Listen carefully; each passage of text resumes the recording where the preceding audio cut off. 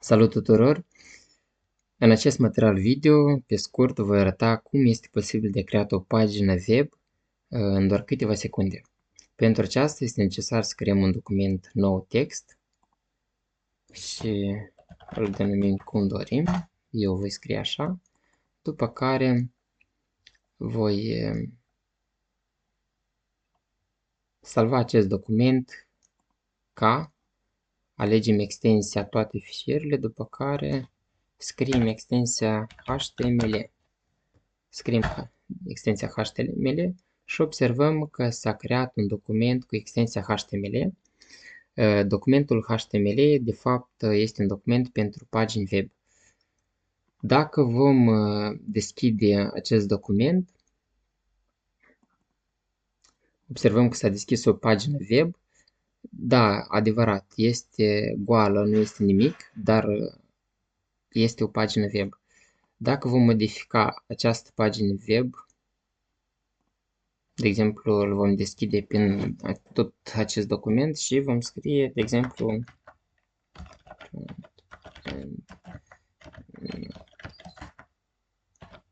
așa, și vom salva. Vom actualiza pagina web. Observăm că ceea ce am scris în acest document a apărut aici. Cu alte cuvinte, ce este o pagină web? Este un document cu extensia HTML. Ce este un site? Un site este o pagină sau mai multe pagini web. Și obiectivul meu este ca de la nivelul meu de a crea acest site simplu să mă ridic la un nivel de a crea un site asemănător. De aceea voi învăța această profesie front-end. Care este diferența dintre front-end și back-end? Sau cum putem să deosebim aceasta? Este ușor să scriem pe internet cum se deosebește front-end cu back-end și observăm diferite articole care explică acest lucru. În două cuvinte, ceea ce pot să spun eu, după cum am înțeles, front-end se referă la ceea ce se vede, cu alte cuvinte text, imagini, loc unde putem să introducem ceva informații, diferite butoane. Aceasta este front-end. Back-end este ceva ce nu se vede, ceva ce se petrece în spatele cortinei.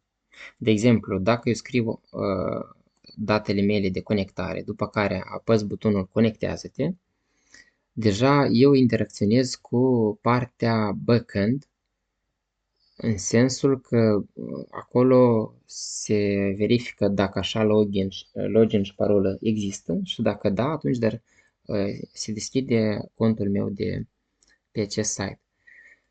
De aceea, în concluzie,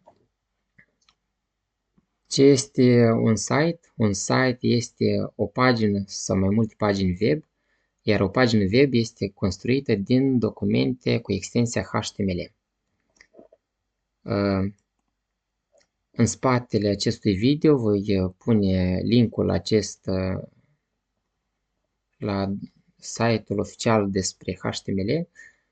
Aici este traducerea în română și puteți să citiți mai multe despre aceasta.